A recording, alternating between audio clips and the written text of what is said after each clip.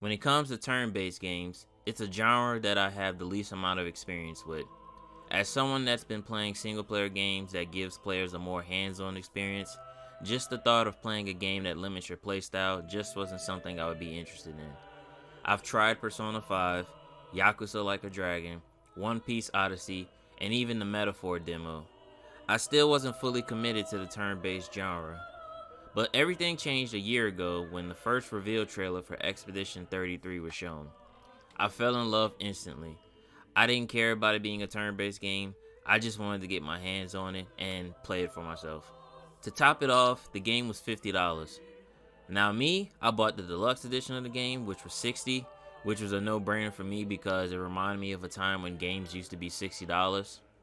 So when April 24th finally arrived, I never looked back. The game was universally praised, selling over 2 million copies, and is one of the highest rated games of the year next to Split Fiction. Even having the title of the highest rated game of all time for a short period of time on Metacritic. Some people were even saying that it was the greatest JRPG of all time. Well, I'm not going to be one of those people because it would be a huge disrespect to Final Fantasy and many other games that paved the way for Expedition 33. One great aspect of the game was that it was made by someone from Ubisoft that was bored on the job. Mostly when people are bored at work, they're watching TikToks and YouTube videos on their phone. But this man right here was cooking up a masterpiece while working a 9 to 5.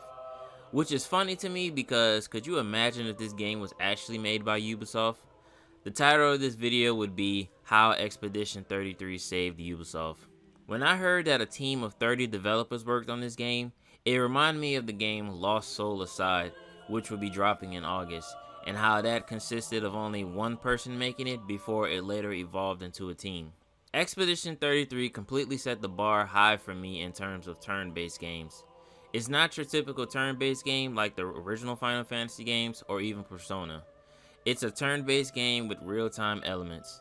That means you have free reign in comparison to your typical turn-based game. Clair Obscur Expedition 33 is about a group of expeditioners that are tasked with finding a way to stop the Paintress from erasing all of mankind. But as the story progresses, it becomes much deeper than just about stopping the Paintress. This is a story of depression and grief and how you deal with it. Now for spoiler reasons, I'll touch up on that later. From beginning to end, the story was absolute peak. There was never a dull moment. Each exchange of dialogue mattered. Yes, even the gesture's dialogue, despite it only being one sound.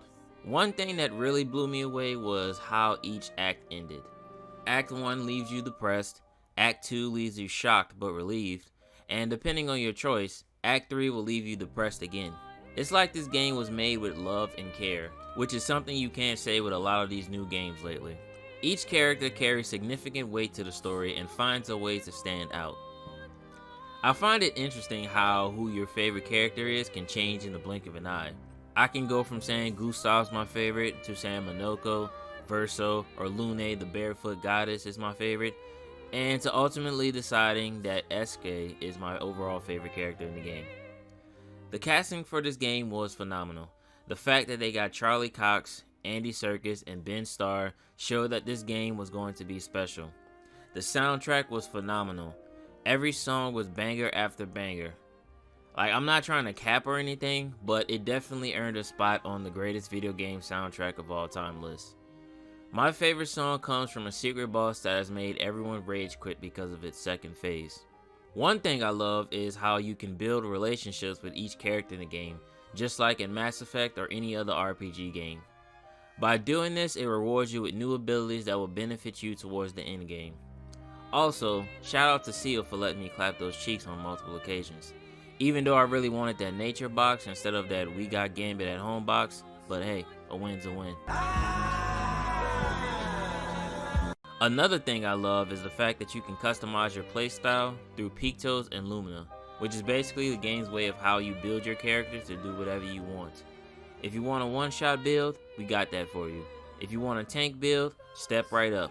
If you want an AK-47 Verso build, well, I got news for you. Alright, I got something for you. Hold on.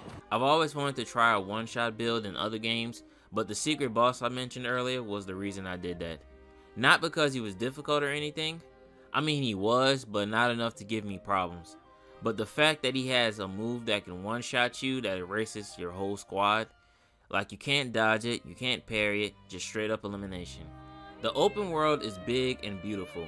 You can travel to many areas and encounter new missions and bosses. My favorite world would probably be Siren or Serene. It's just a beautiful area that lives up to the name because there is a beautiful melody that plays throughout the entire area that you'll find yourself distracted and wanting to do nothing but listen to the music and watch the enemies dance. The best secret boss is Simon, of course. He takes the game to a new level that'll make you or break you because of how challenging he is. One thing I find funny is how many times I had to fight the duelist. After beating him in the beginning of Act 2, you would think this guy learned his lesson, but nope. Every chance he got, he would pop up in the endless trials. It was just like that old man from SpongeBob that got beat up by the people of Bikini Bottom. How many times do we have to teach you this lesson, old man? My only dislike would be that the game doesn't allow a fast travel system, and by that I mean fast traveling to the other continents. You don't require the ability to fly until you get to Act 3, and sometimes backtracking is kind of a pain. But on my second playthrough, it's not as annoying as it was now that I've traveled everywhere and done everything. It's just a small dislike, not too much to worry. Also, there is another dislike, but it involves a certain character, but I don't want to spoil it, so I'll save that for the spoiler section. I currently have over 150 hours into the game, and by the time I finish my New Game Plus playthrough, I'll have 200. Also, I maxed out every single character before I even made it to Act 2 on New Game Plus, so I'm basically just breezing through the game now. But surprisingly, the game just released a patch that allows you to modify the game even more, so if you want to increase all the enemies' health to really test out your one-shot builds, or if you want to lower your damage rate, you can do that now. My favorite mission would probably be when you fight the Paintress. More so the aftermath of fighting the Paintress, it was straight cinema. But to be frank, every single mission and cutscene is pure cinema. I mean, look at this. What are we gonna do, huh? Tell me. What are we gonna do? We're gonna take down the Paintress, just the three of us? My gun and your sparks? I didn't take you for a coward. I'm not a coward. You swore the oath. When one falls, we continue. Yes, I know. When one falls. When one falls. Not if. When. We knew not all of us would make it. But we continue. As long as even one of us stands, our fight is not over. But I'm not afraid to fight, it's just Maëlle, she's... Maëlle swore the same oath. I know that! She chose her life. You and I... Come on, we always said the future of Lumiere is more important than any individual life, yes. Do you still believe that? Do you still believe that? At the end of Act 2, the game drops one of the biggest bombshells ever. Now in my mind, I'm thinking this is the end of the game and they're setting up for a sequel. But then Sandfall says, we're not like these other money-hungry companies and gave us another act. I'm looking at you, Capcom and CyberConnect 2 for what you did with Asora's Wrath. When I tell you I let out the biggest sigh of relief, I am not kidding. I thought I was going to have to wait X amount of years just to find out if we were going to finish the story. But thankfully we did. Now just a heads up, I will be mentioning spoilers now, so if you haven't beaten the game or made it to Act 3, then I suggest you leave a like and save this video to watch later, or skip to the next part of the video. Normally I wouldn't do this, but after someone pointed out in my Cyberpunk video about spoilers, I was like, okay, and I was like, I bet. Just for them, I'll make a spoiler section for the next video. And plus, this game has been out for 2 months in comparison to a game that's been out for 5 years. And just to be courteous, you have until I beat this boss to avoid any spoiler talk. Damn. The other dislike I was talking about was the lack of one-shot builds for Gustav.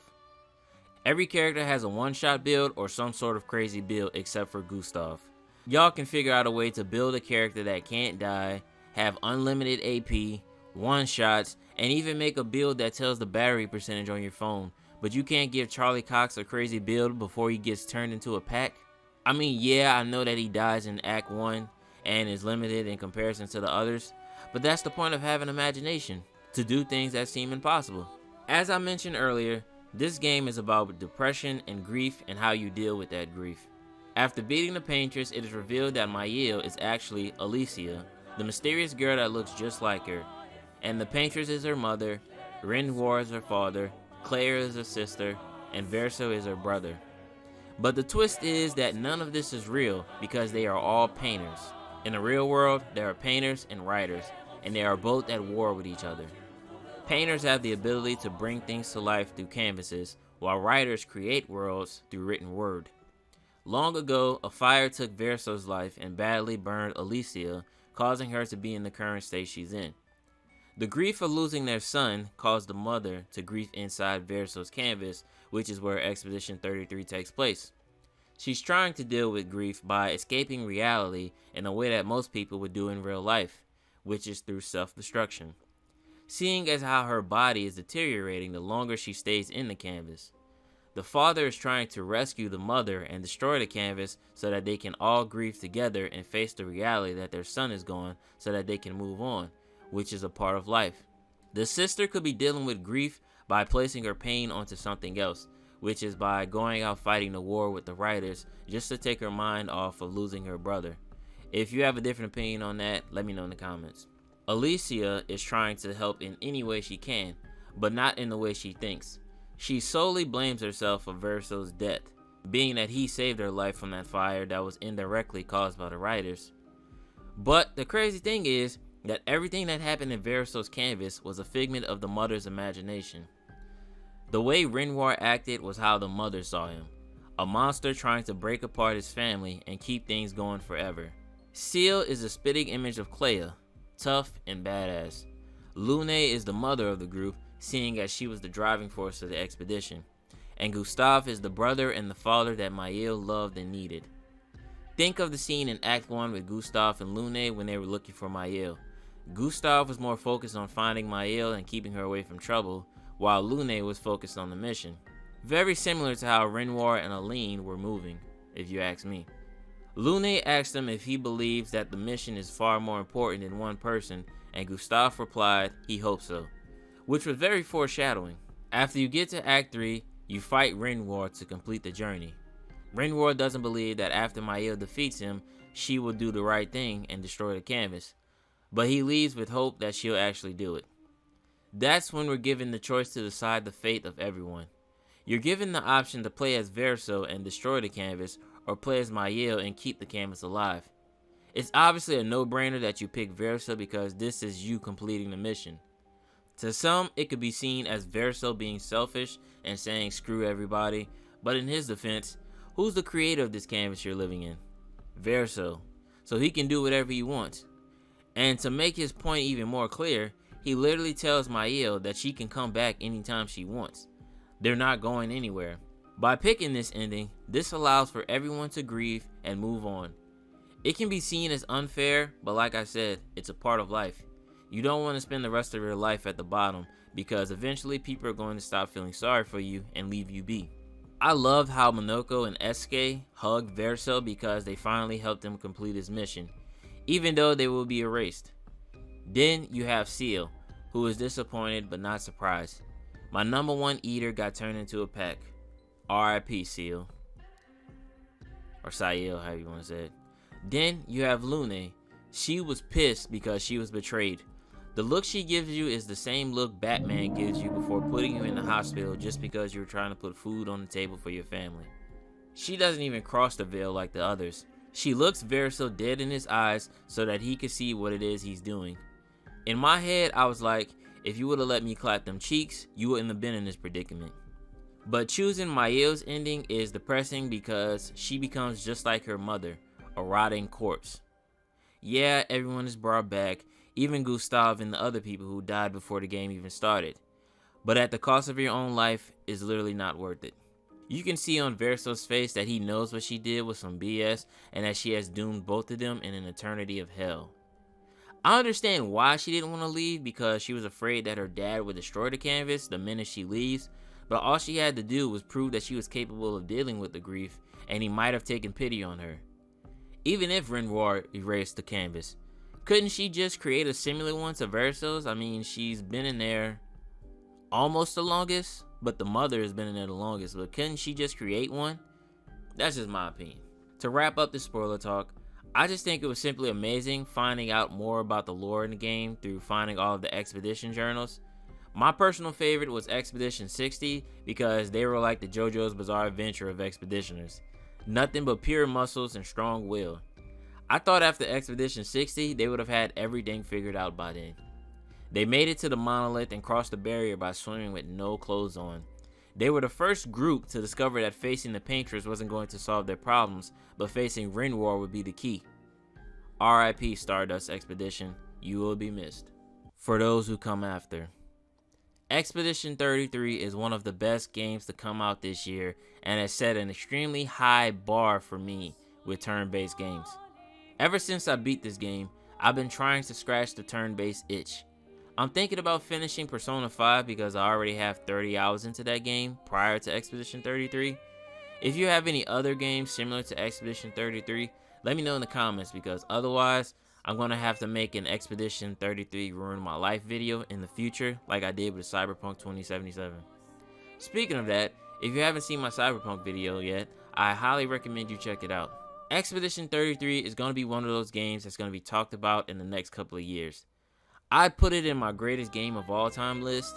Like, I'm not even glazing or nothing. The game is really that damn good, and it has the accolades to prove it. It's personally my game of the year, and I'll be surprised if it doesn't win any type of awards at the Game Awards. If this game doesn't get Game of the Year, it's rigged. It's rigged. It better get the music award. It better be a clean sweep. And I better not hear nobody complain. Like, dead ass. This is getting Game of the Year. Period. I, for one, am looking forward to the future of this game because of the untapped potential this game has to offer in the sequel if they make it. I have a feeling this game will get DLC because if you look at the endless trial area, there are multiple mirrors, so it might be based there. The lore between the painters and the writers is a gold mine. A game about the war between the two would be interesting to see, or a follow-up sequel with the DeSandre family would be great because then we could see how powerful they are together. Like, are there more painters out there? The world needs to know. Let me know in the comments if Sandfall Interactive was to make another game, whether it be a sequel, prequel, or just a game based in the universe, what would you like to see in it? With that being said, thanks for watching this video. Leave a like and comment if you enjoyed it. Let me know if you enjoy these gaming discussion videos because I like talking about gaming just as much as I like talking about anime. Thank you, and I'll see you in the next one.